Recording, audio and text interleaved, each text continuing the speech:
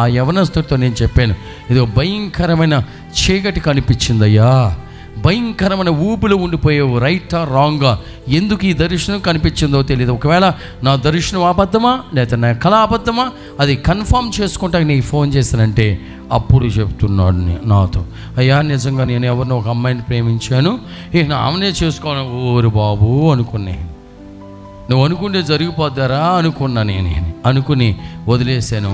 దేవుని సన్నిధికి దూరం అయిపోయాడు. అలాంటి పరిస్థితి. అందుకని ఇక్కడ దేవుడు ఏం చెబుతున్నాడు,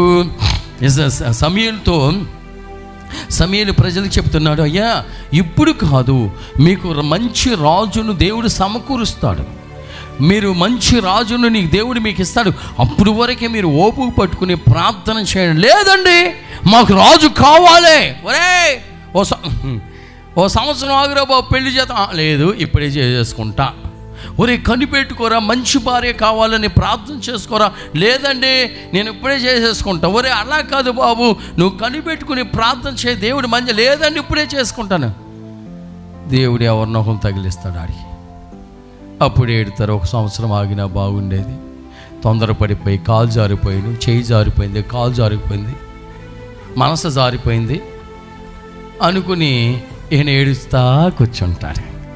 ఏడుస్తా కూర్చున్నప్పుడు ఏంటి ప్రభు అంటే, ఒరే నేను కనిపెట్టుకునే ప్రార్థన చేయమన్నా, నువ్వు కనిపెట్టుకునే ప్రార్థన చేయకుండా నాకు ఇప్పుడే కావాలి, వీళ్ళే కావాలి, వాళ్ళే కావాలి, ఈయనే కావాలి, ఆమె కావాలి, వాళ్ళు కావాలి, వీళ్ళు కావాలని తొందర పెట్టావు. దేవుడు ఏం చేశాడు, కొన్నిసార్లు వదిలేస్తాడండి, కొన్నిసార్లు దేవుడు వదిలేస్తాడండి, కొన్నిసార్లు దేవుడు వదిలేస్తాడు, కొన్నిసార్లు అప్పుడు మనం భయంకరమైన పరిస్థితుల్లోకి వెళ్ళిపోతాం. చూడండి, చదువు సమూయేలు గ్రంథం, సమూయేలు మొదటి గ్రంథం 12వ అధ్యాయం 16, 17, 18 వచ్చిన త్వరగా చదువు.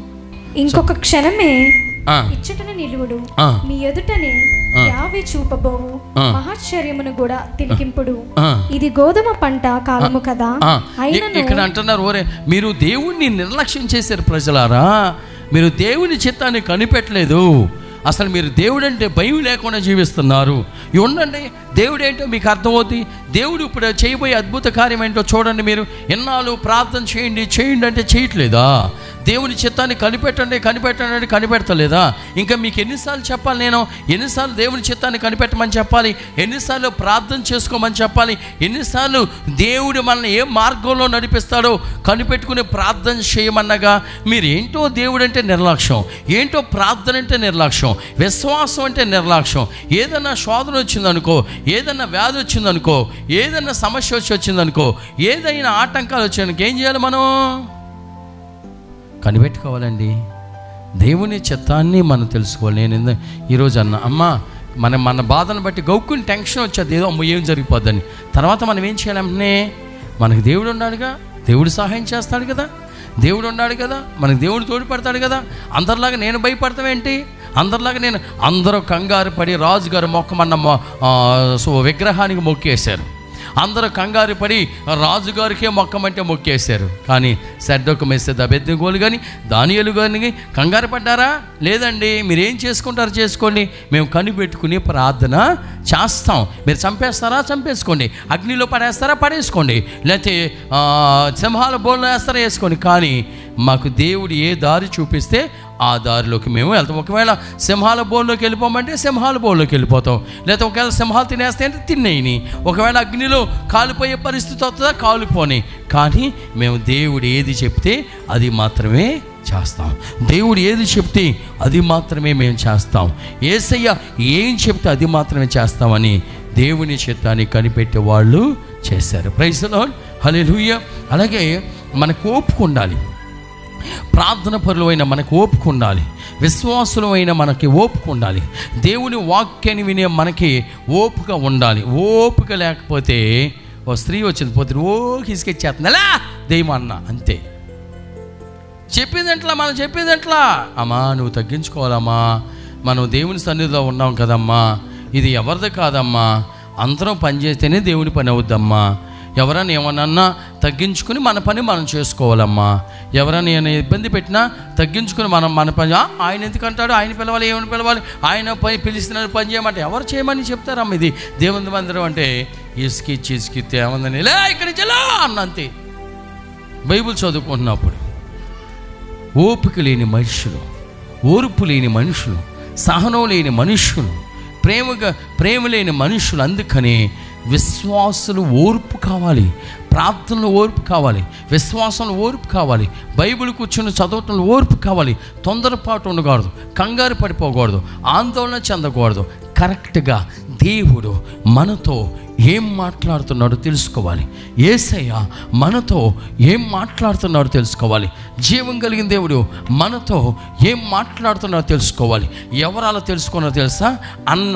అన్నకి పిల్లలు లేరప్పుడు. ప్రైజ్ ది లార్డ్, హల్లెలూయా. అన్నకి పిల్లలు లేరు. వీళ్ళందరూ యెరూషలేము దేవాలయం దగ్గరికి వెళ్ళారు. ఇంకా సవతి ఉంది కదా, నాకు బిడ్డలు లేరని అన్న భర్త ఇంకో పెళ్లి చేసుకున్నారు. ఆమెకు పిల్లలు పుట్టారు. పిల్లలు పుట్టిన తర్వాత ఈ అన్న వాళ్ళ పిల్లల్ని ఎత్తుకోవటం, వాళ్ళతో ముద్దాడుతూ వాళ్ళతో పాటు తిరుగుతూ ఉంటే ఆమెకి ఇష్టం లేదు. సవతి భార్యకి ఏంటి నా పిల్లల్ని ముట్టుకుంటుంది అని అన్నతో గొడవ పెట్టుకోవటం మొదలుపెట్టింది. ఏం గొడవ పెట్టిందని ఆమె కూడా గొడవ పెట్టిందా? ఆమె గొడవ పెట్టిందని ఏం కూడా గొడవ పెట్టారా? కొట్టుకున్నారా? తిట్టుకున్నారా? ఏం చేసింది? చక్కగా లోనికి వచ్చేసి గుళ్ళోకి వచ్చేసి గుళ్ళో మోకరించి దేవుని చిత్తాన్ని కనిపెట్టి ప్రార్థన చేస్తుంది. వచ్చి ఏం చేస్తుంది? కన్నీటితో. అసలు దేవుడు ఏమంటాడు? అవమానాలు పాలైపోయాడు. దేవుడు ఏమంటాడు? అసలు నా భర్త నా దగ్గర రానివ్వట్లా. దేవుడు ఏమంటాడు? ఇక ఆమె పుట్టిన పిల్లల దగ్గర కూడా వెళ్ళనివ్వట్లా. దేవుడు ఏమంటాడు? ప్రతి క్షణం కూడా గొడవ పెట్టుకుంటుంది. దేవుడు ఏమంటాడు అని ఎక్కడ కూర్చుని ప్రార్థన చేస్తుంది? దేవుని మందిరంలోకి వచ్చి ప్రార్థన చేస్తుంటే ఆ పక్క ఏలీ గారు వచ్చి, సేవకుడు వచ్చి అంటున్నాడు, అమ్మా ఏంటి నువ్వు తాగేవే ఏంటి అంతా తూలిపోతున్నావేంటి అంటే భారంతో, మూలుగులతో, ఏడుపులతో ప్రార్థన చేస్తుంది. భారంతో ప్రార్థన చేస్తుంది. అయ్యా ఈ సమస్య ఎంతకాలం? ఈ సమస్య, ఈ అవమానాలు ఎంతకాలం? ఈ నిందలు ఎంతకాలం? ఈ బాధలు ఎంతకాలం? ఎంతకాలం నేను వాళ్ళతో అనిపించుకోవాలి? ఎంతకాలం అవమానం పొందాలి? ఎంతకాలం నా భర్తకి నేను దూరంగా జీవించాలి? అయ్యా నువ్వు సమాధానం దయచే ప్రభుని మూలుగులతో, ఏడుపులతో ప్రార్థన చేస్తున్నప్పుడు దేవుడు ఏమంటాడమ్మా? డోంట్ వరీ, నీకు ఒక కుమారుడు నేను ఇస్తున్నాను, ఆయనే ఇశ్మాయేలు. చూడండి, గొడవ పడిందా? ఓర్పు కావాలి, ఓర్పు కావాలి.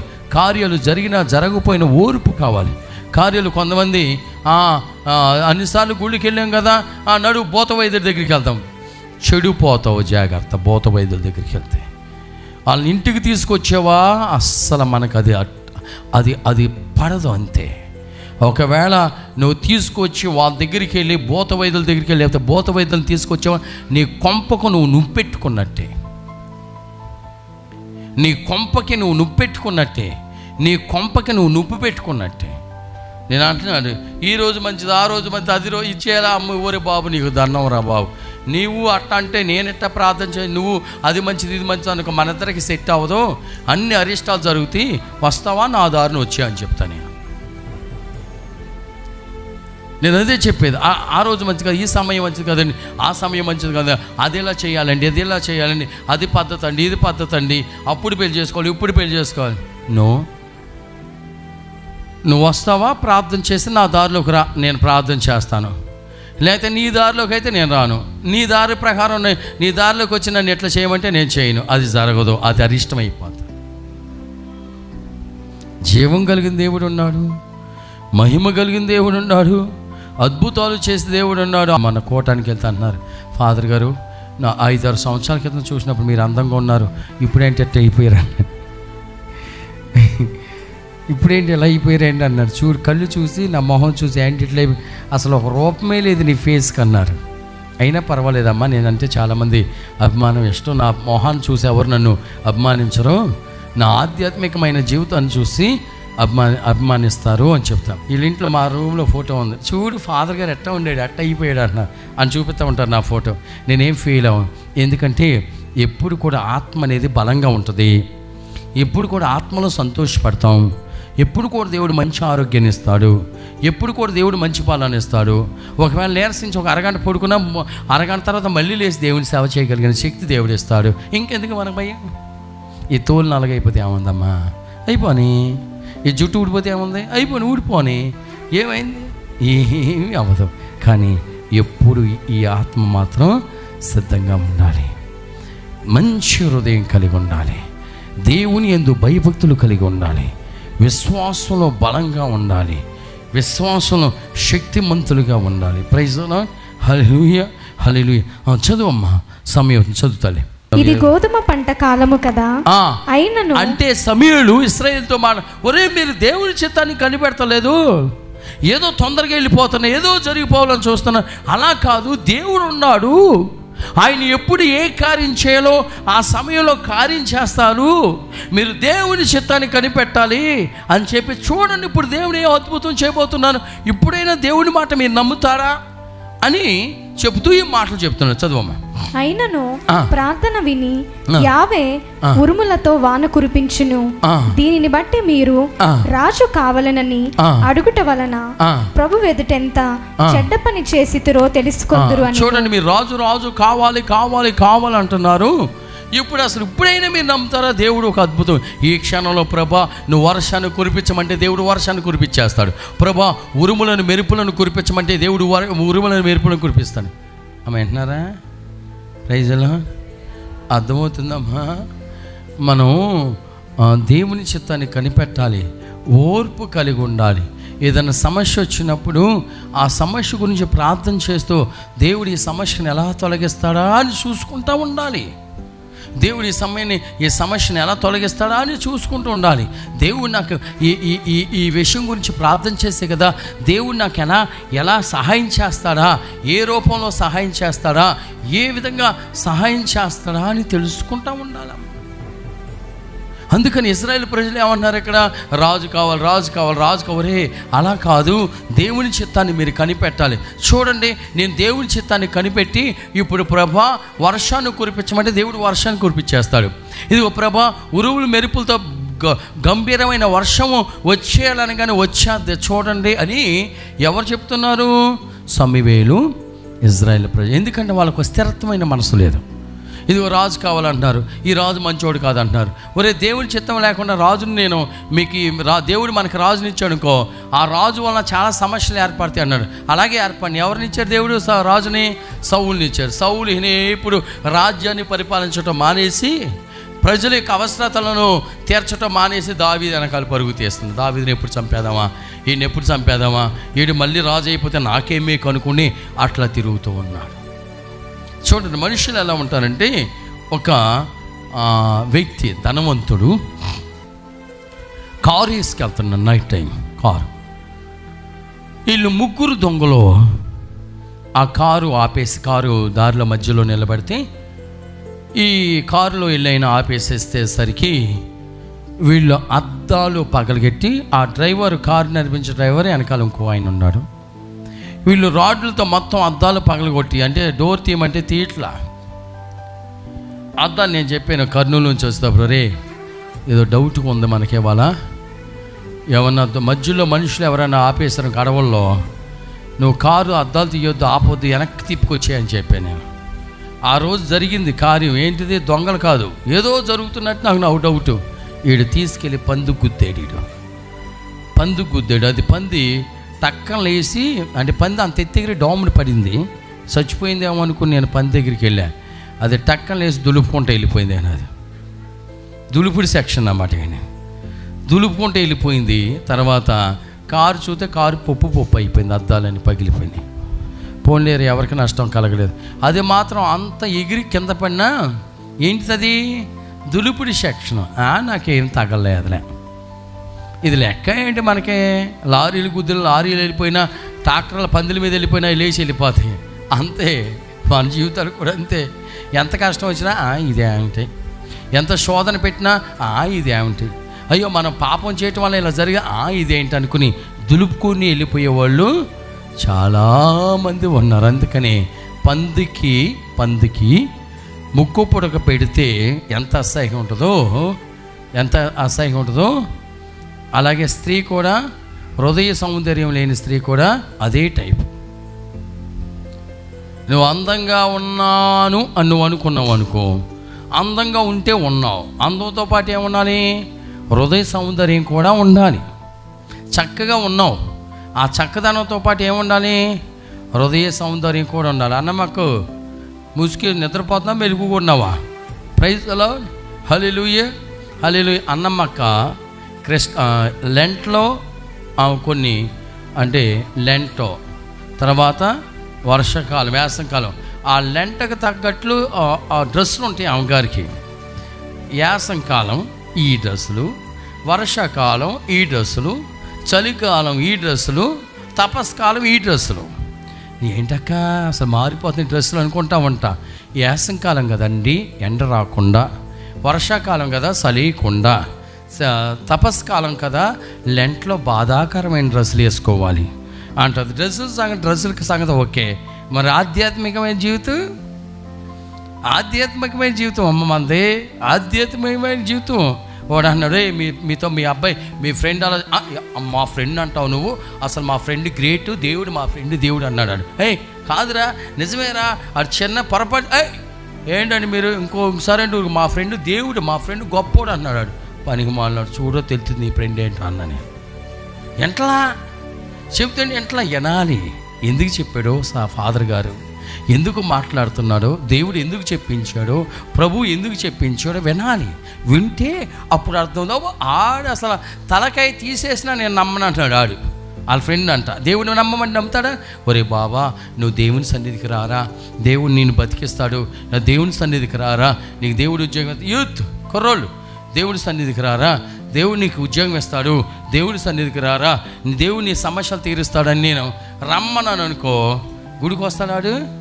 దేవుడిని నమ్మడు కానీ ఫ్రెండ్ అయితే నా ఫ్రెండ్ కోసం నా ప్రాణాన్ని నేను ఇస్తాను. వెయిట్ చేసి చూడు ఎలాంటి ఫ్రెండ్ అర్థమవుతుంది. వీళ్ళు ఏం చేశారండి, ఈ ముగ్గురు దొంగతనం చేసి అద్దాలు పగలగొట్టేసి డబ్బు తీసుకుని వెళ్ళిపోతుంటే కారులో ఉన్న వాళ్ళు వెనకాల పడతారు. వీళ్ళు పరుగు తీసి ఒక పెద్ద ఇంట్లోకి వెళ్ళిపోతారు. వాళ్ళు ఇంట్లోకి వెళ్ళిపోయిన తర్వాత ఇంట్లోకి వెళ్ళగానే అన్ని లైట్లు ఆన్ చేస్తారు. ఆ ఇంట్లోకి వెళ్ళగానే ఏ ఇల్లు అది, పెద్ద గోడ దూకి వెళ్ళిపోతారు అన్నమాట. గోడ దూకుతూ వీళ్ళకి అలవాటు దొంగలు కాబట్టి. ఎక్కడికి వెళ్ళిపోయారు, ఏ ఇంట్లోకి వెళ్ళిపోయారు, తీరా లైట్లు చూసేసరికి వాళ్ళు ఎక్కడున్నారో తెలుసా, జైల్లో ఉన్నారు. ఆ ముగ్గురు ఎక్కడికి వెళ్ళిపోయారు, రూమ్లోకి వెళ్ళిపోయారు. పరుగు థ్యాంక్స్ రా పోలీసులు, థ్యాంక్స్ అమ్మా, మమ్మల్ని కష్టపెట్టకుండా కరెక్ట్గా మీరు జైల్లోకి వచ్చారు, చాలా సంతోషం అనేసరికి ఆ వెనకాల డబ్బు పోయిన వాళ్ళు పరుగు మీద వచ్చి లోనికి వచ్చేసరికి వీళ్ళ ముగ్గురు ఉంటారు. ఏమైందిరా బాబు అంటే, ఇగో ఇల్లేనండి, నా కారు పగలగొట్టి డబ్బులు తీసుకొచ్చేసారు ఇల్లంటే, ఆ డబ్బులు ఇచ్చి వాళ్ళకిచ్చి మీరు వెళ్ళిపోయింది అమ్మా, మాకు కష్టం లేకుండా ఎంతో మర్యాదగా మా దగ్గరికి వచ్చేసారు ఇల్లు అని తీసుకెళ్ళి జైలు వేశారు. అంతే.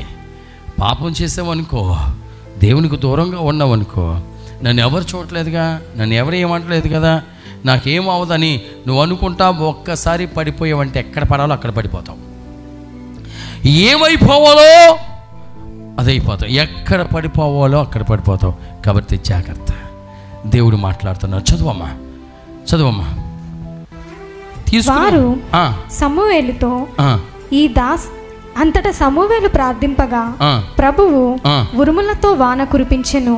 కావున ప్రజలు ప్రభువుకు సమూయేలుకు జడిసిరి. చూడండి, ఇక్కడ సమూయేలు అంటారు, మీరు ఏంటి కంగారు పడుతున్నారు, దేవుని చిత్తాన్ని కనిపెట్టకుండా ఉంటున్నారేంటి, ఏదో రాజు కావాలి అన్నారేంటి, అట్లా కాదురా, మీరు దేవుని తెలుసుకోండిరా, దేవుని చిత్తం అంటే కనిపెట్టమంటే వాళ్ళు వెర్రవీగుతారు. నేను చూడండి దేవుని చిత్తాన్ని కనిపెట్టి ప్రార్థన చేస్తానని సమూయేలు ఏం చేస్తాడు, ప్రార్థన చేస్తాడు. ప్రభా వీళ్ళు కళ్ళు తెరిపించడానికి వర్షాన్ని కురిపించయ్యా, ఉరువులు మెరుపులను పంపించు ప్రభా అని ప్రార్థన చేసిన వెంటనే సమూయేలు ప్రార్థన చేస్తాడు. సమూయేలు ప్రార్థన చేసిన వెంటనే, సమూయేలు దేవుణ్ణి అడిగిన వెంటనే ఏమైపోయింది, అక్కడ వర్షం ఉరువులు మెరుపులు వచ్చేసరికి అప్పటికి వాళ్ళకి కనువిప్పు కలుగుద్ది. ముందుకు సాగిపోవాలి.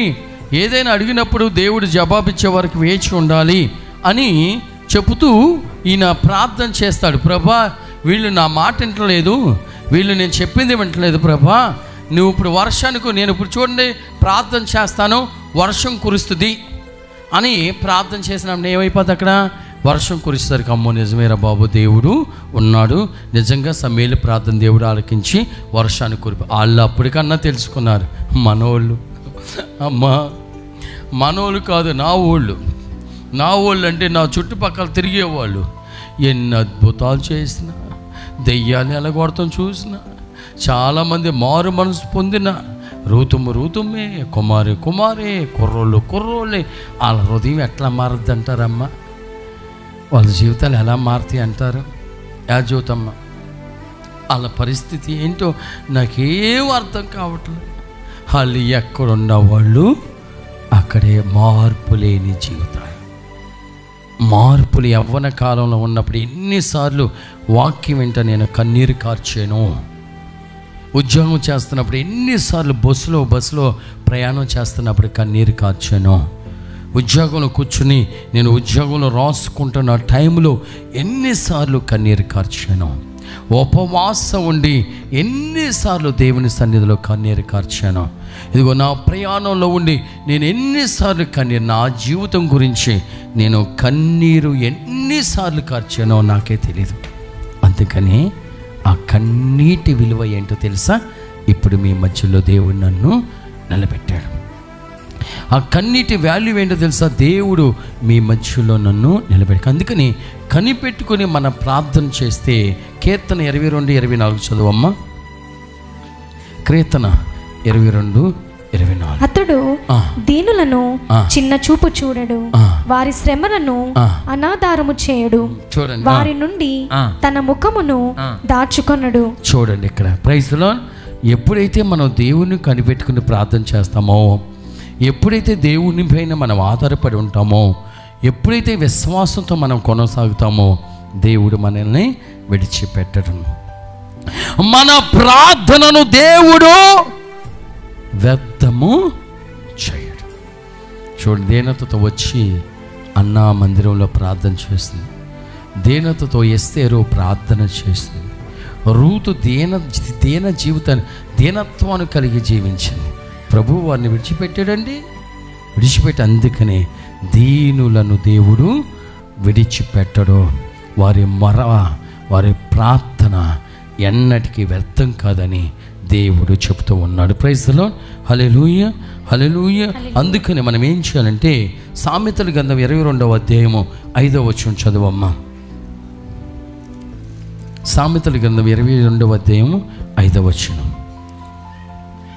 సామెతలు 22. దుష్టుని త్రోవ ముండ్లతో ఉరులతో నిండియుండును, జీవితముపై ఆశగలవాడు ఆ త్రోవ త్రొక్కరాదు. Praise the lord. Hallelujah, hallelujah, hallelujah. Praise the lord, praise the lord. చూడండి, మూర్ఖుని త్రోవ, దుర్మార్గుని యొక్క మార్గం, పాపంలో జీవించే మార్గం ఎలా ఉంటుందండి? మొల్ల పదం లాంటిది. వినాలి. దేవుడు చెప్తున్నాడు, దేవుని చిత్తాన్ని తెలుసుకోవటానికి నువ్వు ప్రయత్నం చేయాలి. అది ఎవరు చెప్తున్నాడు? ఇశ్రాయేల్ ప్రజలతో సమూయేలు చెప్తున్నాడు.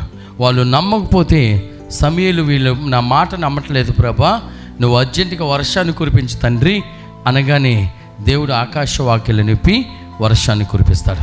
రెండవ దేవుడు ఏమంటున్నాడంటే, మీరు ఒకవేళ కనిపెట్టుకుని ప్రార్థన చేస్తే, మీరు ఒకవేళ విశ్వాసం కలిగి ఉంటే ఏమవుద్ది?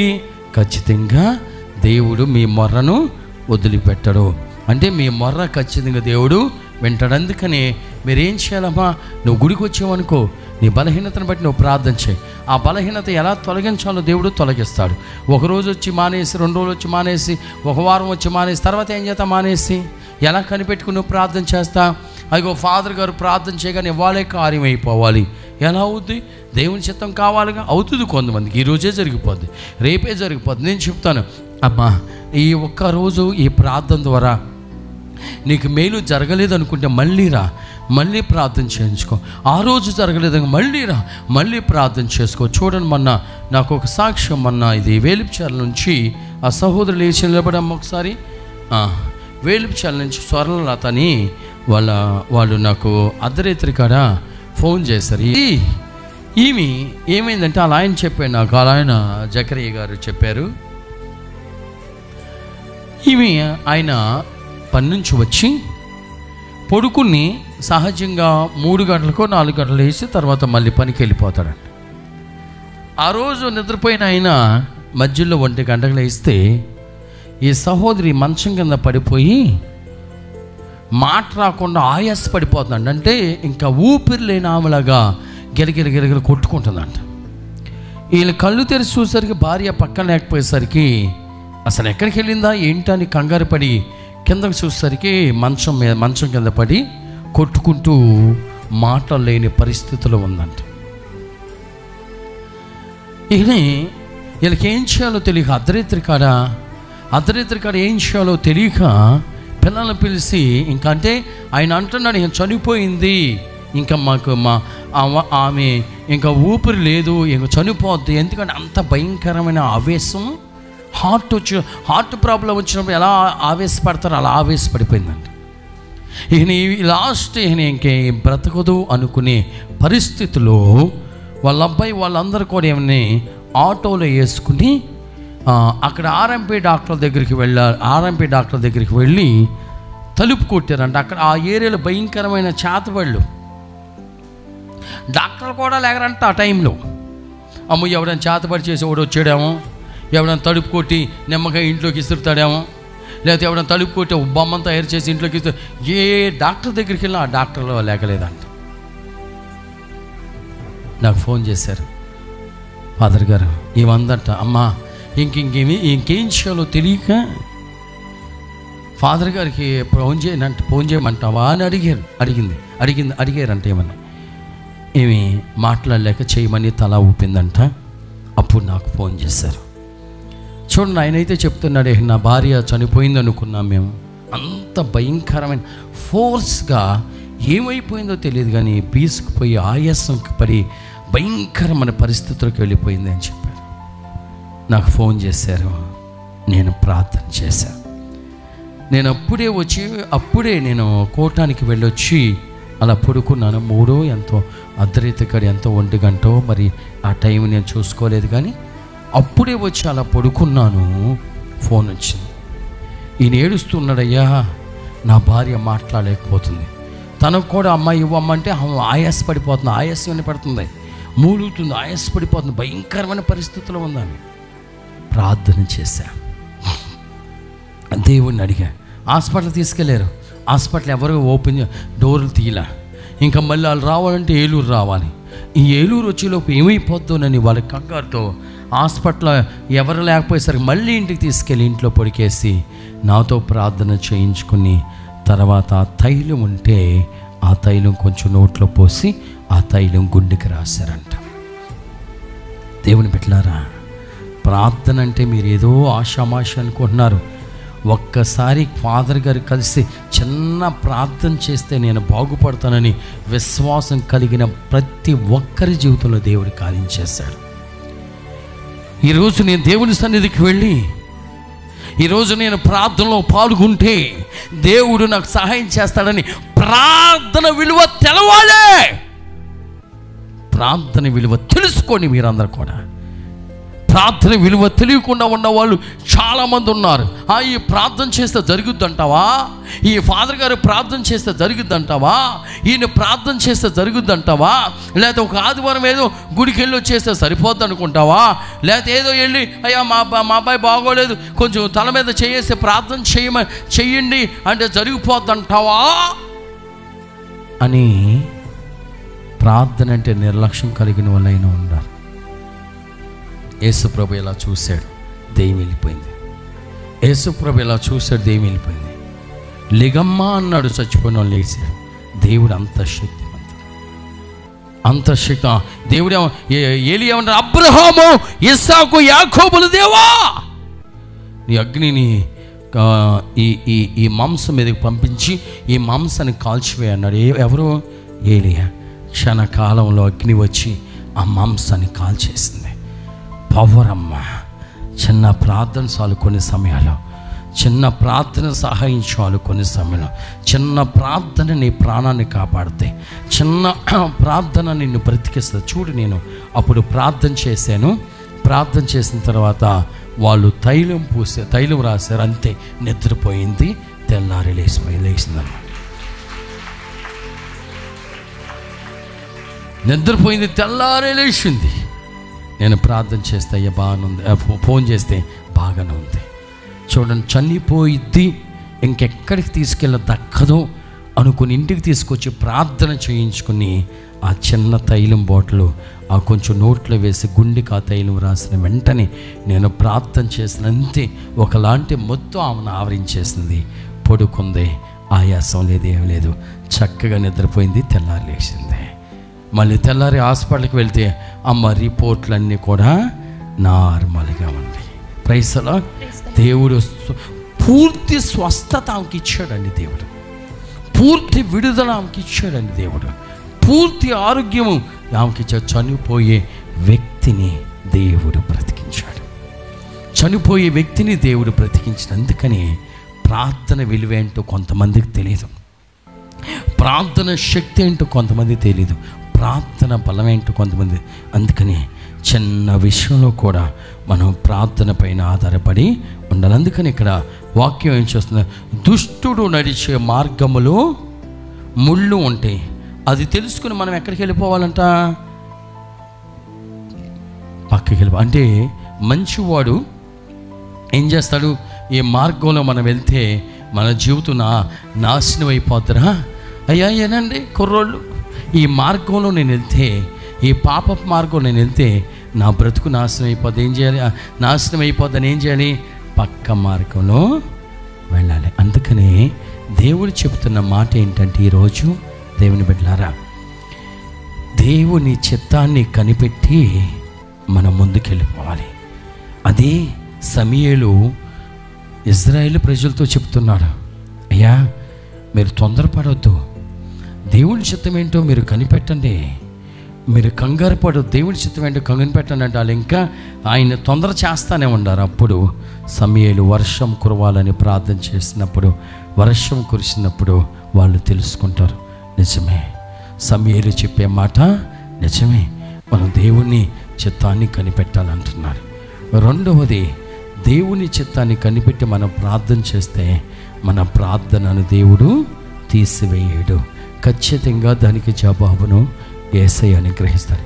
మూడవది, దేవుని చిత్తాన్ని కనిపెట్టి ఒకవేళ చెడు మార్గంలో మనం వెళ్తూ ఉంటే ఆ మార్గాన్ని వదిలిపెట్టి సరైన మార్గంలో వెళ్తే ఆ యొక్క సమస్య నుండి నువ్వు తప్పించుకుంటావని దేవుని వాక్యము ప్రత్యేకంగా మనందరితో కూడా మాట్లాడుతుంది. దేవుని బిడ్డలారా చూడండి, చిన్న విషయం కూడా నువ్వు ప్రార్థన పైన ఆధారపడుతూ నేర్చుకో. ఒక విషయం గురించి నువ్వు ప్రార్థన చేస్తున్నప్పుడు కనిపెట్టుకుని ప్రార్థన చేయి. అయ్యా బిడ్డల గురించి నేను ప్రార్థన చేస్తున్నాను, ఏ మార్గాన్ని తెలియపరుస్తావో తెలియపరచు, ఏ దారి చూపిస్తావో చూపించని నువ్వు ప్రార్థన చేస్తున్నప్పుడు ఒకరోజు దేవుని మార్గం ఏంటో నీకు తెలుస్తుంది, దేవుని మార్గం ఏంటో నీకు తెలుస్తుంది, దేవుని కార్యం ఏంటో నీకు తెలుస్తుంది.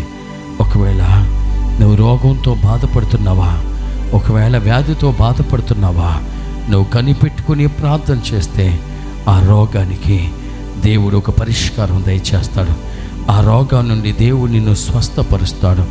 దేవుని అడుగు, అయ్యా నేను తొందరపడకూడదు నాయనా, నాకు ఓర్పు సహనం కావాలయ్యా, సహాయం చేయి ప్రభా, నాతో మాట్లాడు ప్రభా, నీ చిత్తాన్ని కనిపెట్టుకుని జీవించే భాగ్యాన్ని నాకు అనుగ్రహించున్నాను. ఇజ్రాయేల్ తొందరపడ్డారు, ఇదిగో మీరు తొందరపడ్డారు కాబట్టి ఇదిగో నీకు వచ్చే రాజు, మీకు వచ్చే రాజు సరైనోడు రాడు అని సమూయేలు చెప్పాడు. అలాగే సరైన రాజు వాళ్ళకి దొరకలేదు. అదేవిధంగా మనం ఏ విషయంలో కూడా తొందరపడకుండా దేవుని చిత్తాన్ని కనిపెట్టి ముందుకు సాగిపోయే వారంగా ఉండాలి. ఈరోజు ఎంతోమంది మన మధ్యలోకి వచ్చారు, యేసయ్య ఎంతో మందితో మాట్లాడుతున్నారు.